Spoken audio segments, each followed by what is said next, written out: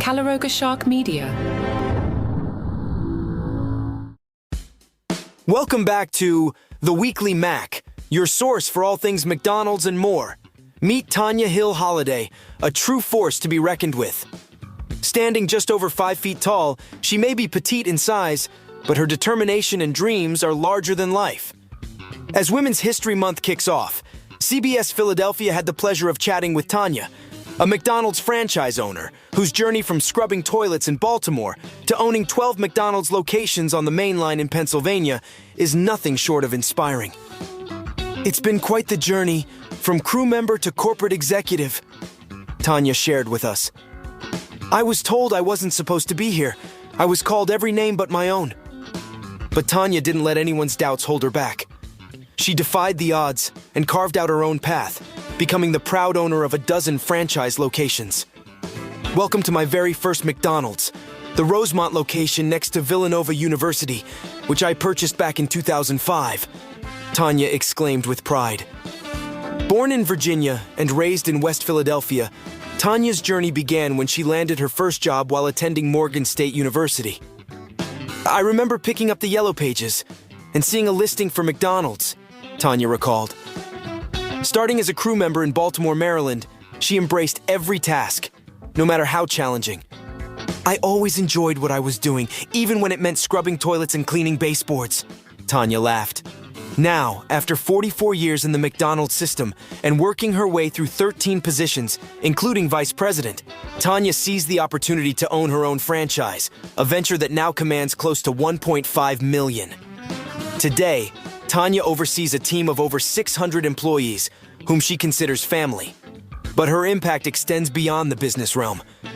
She's deeply committed to giving back, serving as the chair of the National Black McDonald's Operators Association and CEO of 168 entities across the U.S. Tanya Hill-Holliday's story is a testament to resilience, perseverance, and the power of dreaming big. Have you stumbled upon a curious photo making rounds on social media? You know, the one supposedly capturing a man in 1980s attire puffing away on a cigarette in McDonald's. Well, here's the scoop. It's all a big, fat fake, created using generative AI. Sure, at first glance, it's pretty convincing. The dude with the long, curly hair and mustache exudes major 80s vibes, complete with the cigarette puff. But hold up.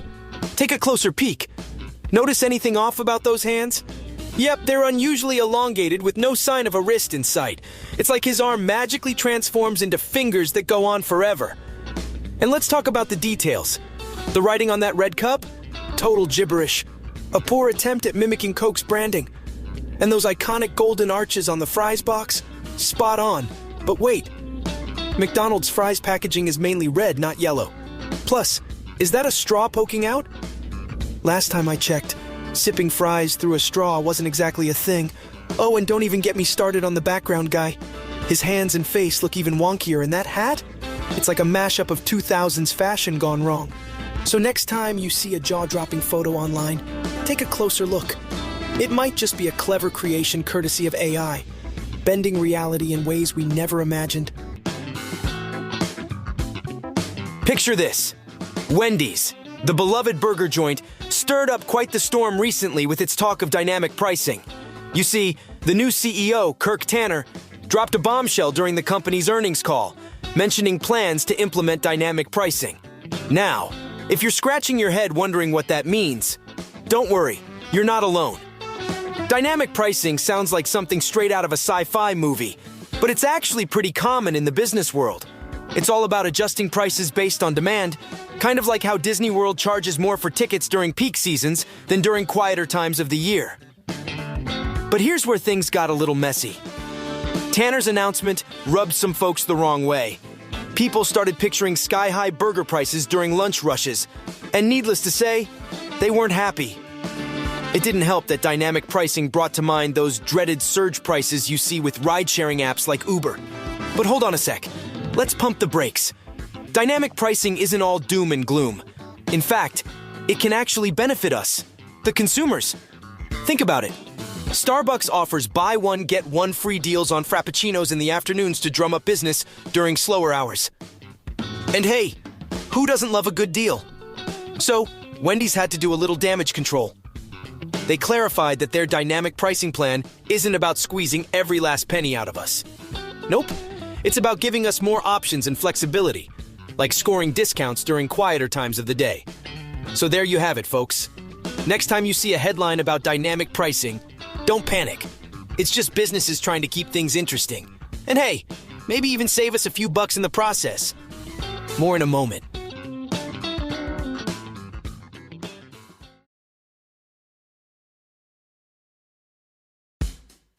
Imagine this. Tired of shelling out a small fortune for fancy $7 lattes that taste no better than they did when they were half the price? Well, fret no more, because the coffee scene at your local fast food joint is on the up and up. According to the food and drink experts at Eat This, Not That, fast food chains across the country have been upping their coffee game, giving those pricey coffee shops a run for their money. Gone are the days when hitting the drive-thru for a cup of joe was a last resort. Now, top-notch coffee served alongside your favorite fast food fare is the new norm. So who's leading the charge in this caffeine revolution? Let's take a look. 1. Chick-fil-A. Known for their chicken, but their coffee? Surprisingly good. Made with specialty beans sourced sustainably from Thrive farmers, this caramel-tasting coffee will set you back just $2. 2. Wendy's. Despite their recent pricing blunder, Wendy's still serves up a more than passable cup of coffee. Made from medium-roasted Arabica beans, it's rich and hot, all for just 99 cents. 3. Culver's.